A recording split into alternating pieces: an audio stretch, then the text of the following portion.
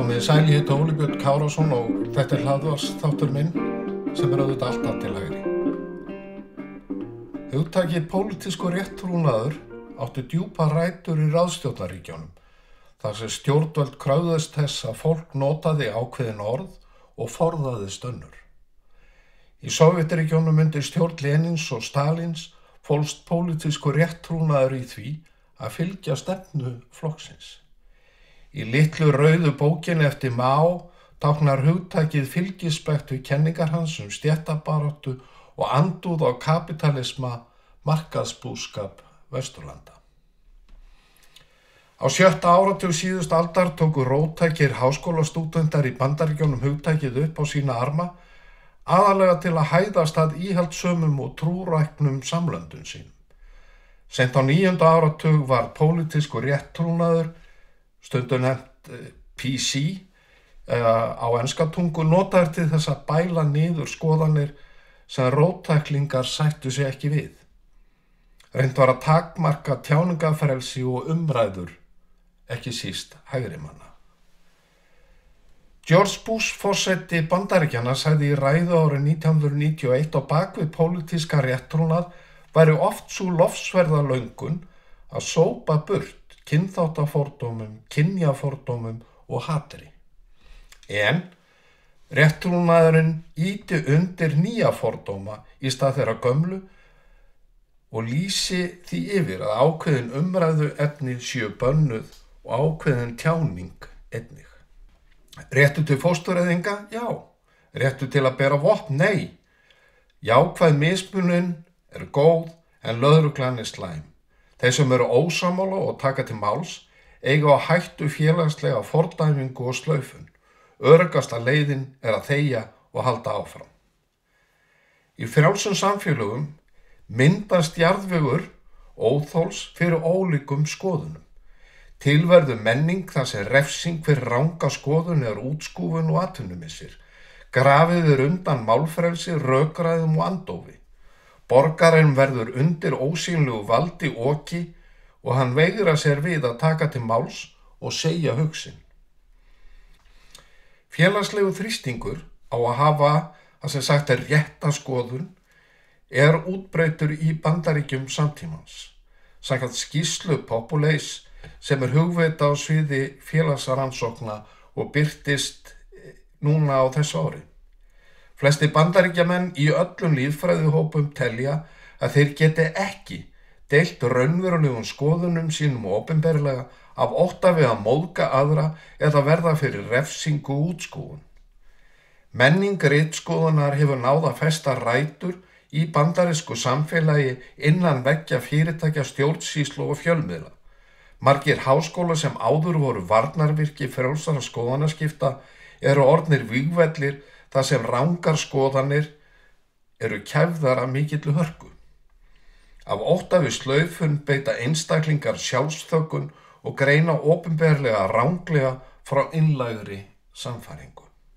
Jonathan Zimmerman, sem er prófessor við háskólann í Pennsylvania, heldur því fram í grein sem birtist á vefritinu The Hill í júní síðastliðnum að það hafi einmitt verið þessi tilfinning að rétttrúnaður sé vandamál í bandarísku samfélagi sem Trump náði að virkja.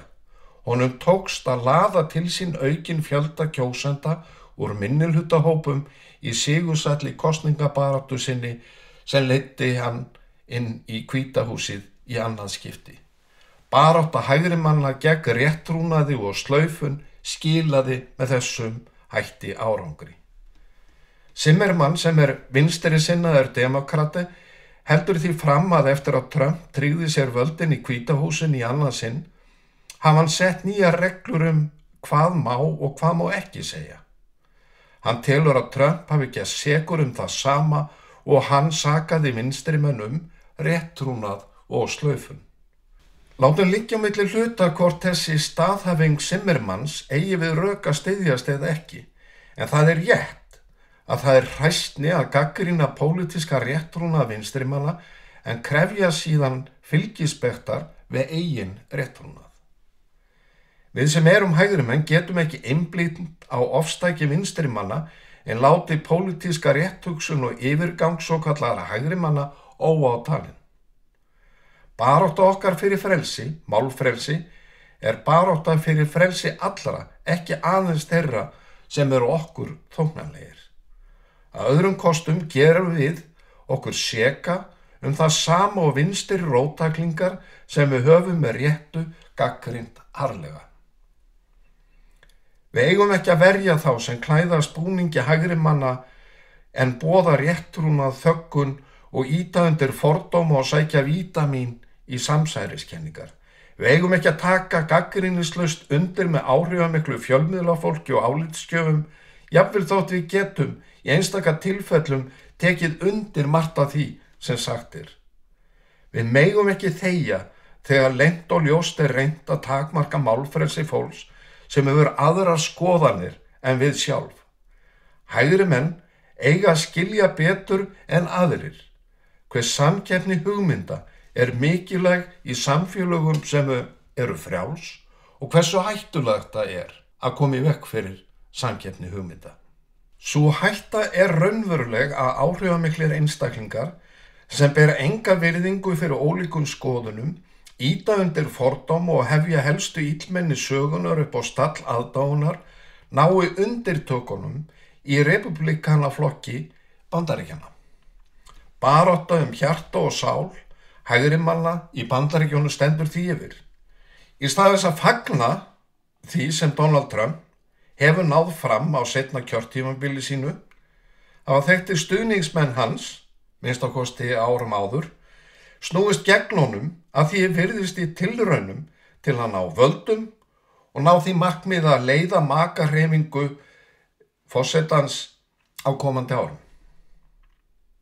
Og þeir hafa ekki aðeins gerst gagnrýnendur Trumps, heldur Bandaríkjanna sjálfra, sem þeir telja vera gegn sýrða hræðilegum innanmeinum enda stjórnað af illum öflum. Tökum Nick Fuentes sem dæmi.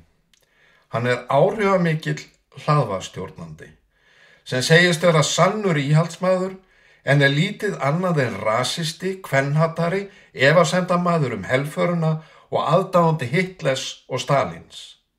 Fuentes var eitt sinn í stuðningsliði Trumps en skipt skoðun skömmu fyrir kosningarnar á síðasta ári og lýsti yfir áhyggjum af því að önnur ríkisstjórn Trumps yrði mönnuð gyðingum og hommum. Nú kallar hann Trump skrítinn gaur sem sé ekki með réttu ráði og sakar hann að vera málpípa Ísraels. Fuentes hefur ítrekað gefið í skyn að hryðjuverk Hamas 7. október 2023 þegar 1200 gyðingar voru myrtir með svívirðulegum hætti og 250 teknir sem gíslar af Hamas hafi verið leynileg aðgerð að undirlagi Ísraels til að réttlæta hið svokallaða þjóðarmorð á Gaza. A lot of women want to be raped, and when I say raped, I mean like that sounds bad when I say it like that. But there's like a lot of women that really want a guy to beat the shit out of them. But also they have to pretend, but part of it is they have to pretend like they don't. Raise your right hand. All right, everybody raise your right hand. Raise your right hand. Repeat after me. I will kill, rape, and die for Nicholas J. Fuentes. I will continue my crusade against women in politics. It's always like this, and it's so ironic. Women are like, I don't like, when you say, you have to affect the face. When you say to repeal the 19th Amendment, that offends me. That hurts my feelings. It's like, have you ever stopped and considered that maybe if you get offended, there's such a strong emotional reaction to political opinions you disagree with across the board. Maybe that's one of the reasons why you shouldn't be making political decisions. I'm not attacking women. I'm attacking whores. You have no problems, right? I'm attacking whores. I'm attacking sluts. stupid, dirty bitches. Buddy, it's Führer Friday. It is Hitler Friday. Shut up. It is Heil Hitler Friday, nigga. Heil Hitler, all my niggas Nazis. Hitler was a pedophile and kind of a pagan. It's like, well, he was also really fucking cool. So, you know, time to grow up. We're not children anymore. Am I right? Am I right? Am I right, boys? Am I right? Let's go. He was also really fucking cool. And once again, remember who is responsible for it all. The Jews. They are responsible for every war in the world. It's not even debatable at this point. This has nothing to do with oil. This has nothing to do with democracy. This has nothing to do with liberal internationalism. We are at war with Iran because they pose a threat to Israel's hegemony. That's why we're bombing their nukes, to pave the way for regime change so Israel can dominate the region, because that makes them the most powerful they can be. It's actually funny. It was December 18th. I remember because that's an important date to me. And it's Joseph Stalin's birthday. Oh. I'm a fan. You're a fan of Stalin's. Mm-hmm. Always an admirer. But we don't need to go into that, I guess. Like, well, that's, okay, let's get back to it. We'll circle back to that. Candace Owens önnur áhrifamikil rödd á ysta væng hægrisins í Bandaríkjunum. Hún þekkt fyrir afgerandi skoðanir, fjölbreytilegar samsæriskenningar og hún með milljónir fylgjenda á samfélagsmiðlum. Þannig fylgja henni það bil 3,8 milljónir á YouTube. Árið 2018 hylti Owens Trump sem frelsara hins frjálsa heims. Árið 2024 birti hún mynd af sér geislandi með forsetanum. Nú kallar hún Trump stöðug vonbrigði og velti fyrir sér hvort morðið á Charlie Kirk hafi verið Ísraelskt samsæri. Everything that's being introduced by Zionists, right, and into our society, gambling, a major vice, but drugs, prostitution, sex, pornography. We Jews love pornography because we hate Catholics and we hate Jesus and it allows us to crush the church. They want to make you guys think that this culture is okay because then they can subjugate your culture. It was convenient for Israel, by the way, when the towers went down. It was just convenient for Israel that JFK got shot. They shot JFK in an open car, so there's not, he's a sitting president. Obviously my security doesn't really matter. If they want me, they're gonna get me. That's not a normal thought process to have. We don't have that about any other country in the world, except for the one that, took over ours. And that's the truth, okay? We are an occupied nation. This is a state that has a hexagram on their flag, okay? They're even lying about the history of the Star of David. It's a hexagram, it's a cult. Killing Christians, you've always been killing Christians. And you've always been pointing the finger at Muslims. So everyone's awake to that now. So you got a little bit more than a PR problem, Bill Ackman. It is an occult nation. There's no question about that. Everything that they are involved in is a cult. Like, oh my gosh, we have to make sure that a Holocaust never happens. We have to support Israel. Nope. Now we are reading the books. We're learning about how you've executed this. You've blindfolded the entire world to what you are. And what I think you might be is possessed by a real demon. I'm Catholic, I believe in demons, and Netanyahu is very clearly a demon, and any person that supports him, you are a part of a totally demonic enterprise. I just want to be clear. Anything happens to me, blame the Zionists. 1000% blame the Zionists.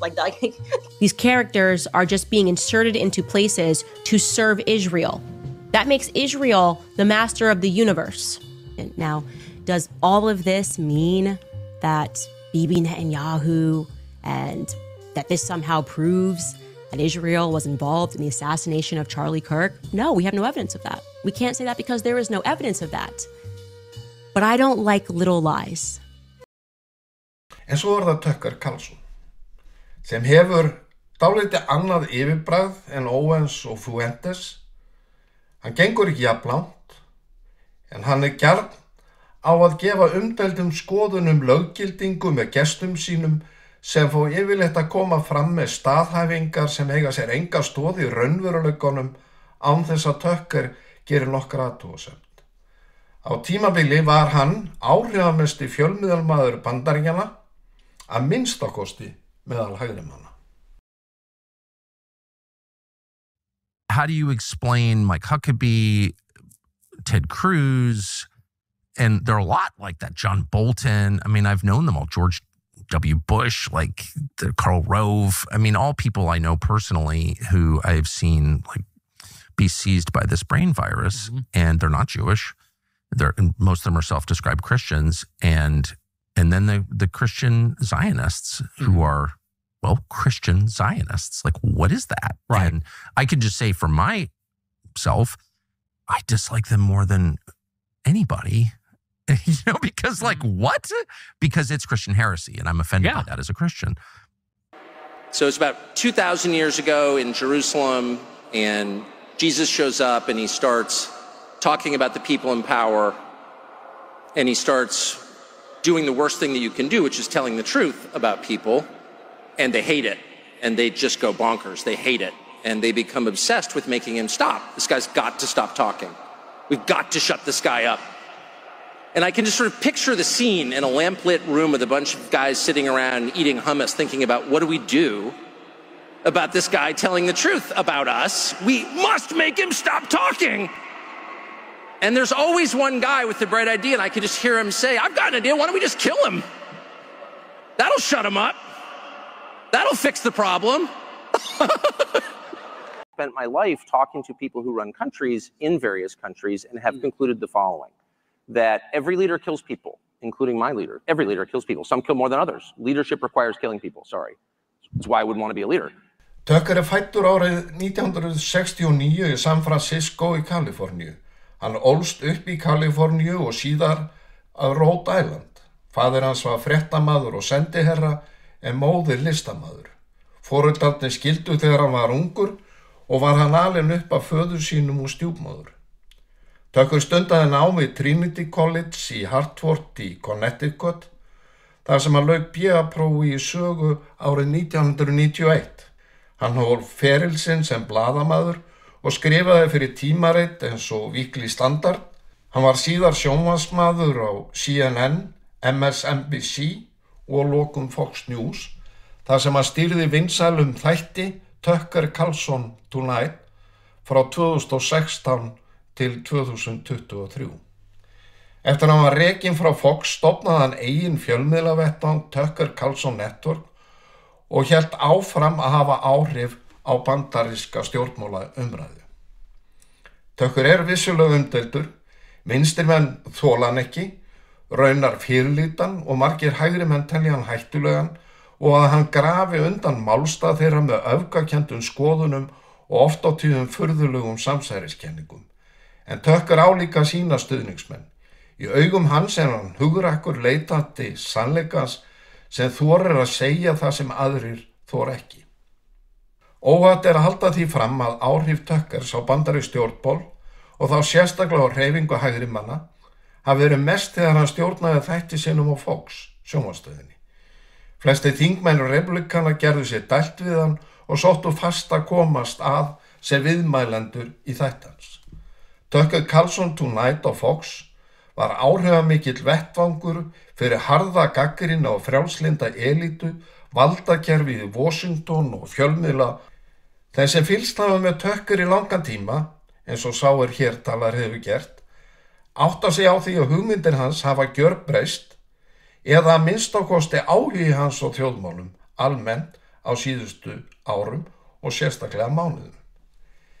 Í stað þess að berjast að krafti fyrir framgangi hugmynda hægrimanna, gagnrýna vinstri harðlega og oft á tíðum með sérlega snjöllum hætti, eyðir hann sífellt meiri tími í að gagnrýna aðra hægrimenn í Bandaríkjunum, ýta undir samsæriskerringar, daðra við einræðisherra og óvinni Bandaríkjanna og með Ísrael og gyðinga á heilanum.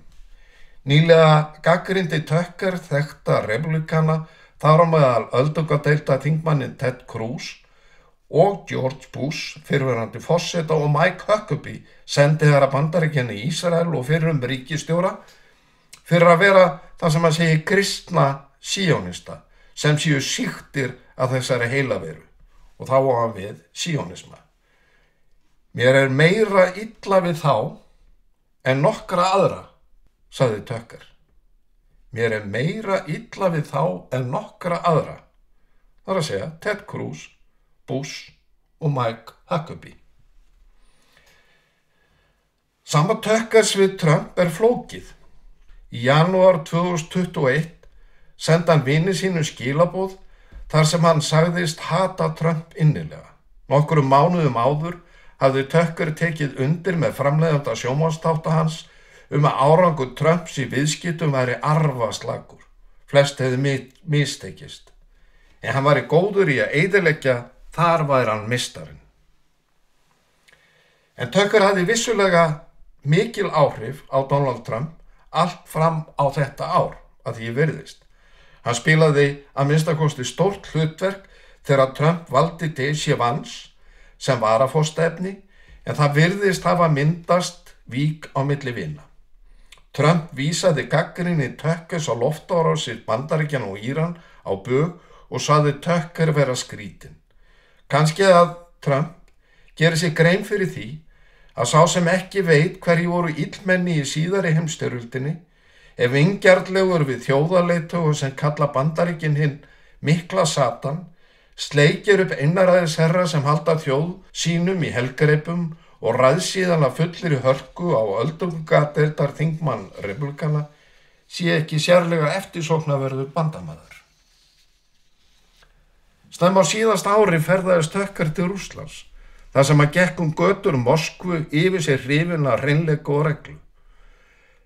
Hann bauð Pútín í drottningaviðtal og kinkaði kurteislega kolli þegar að Pútín deildi sinni eigin útgáfu af sögu Evrópu, svo sem að saka Pólverja að hafa ögrað Þjóðverjum til innrásar árið 1939, innrásar sem markaði upp af seinni heimsstyrjaldarinnar.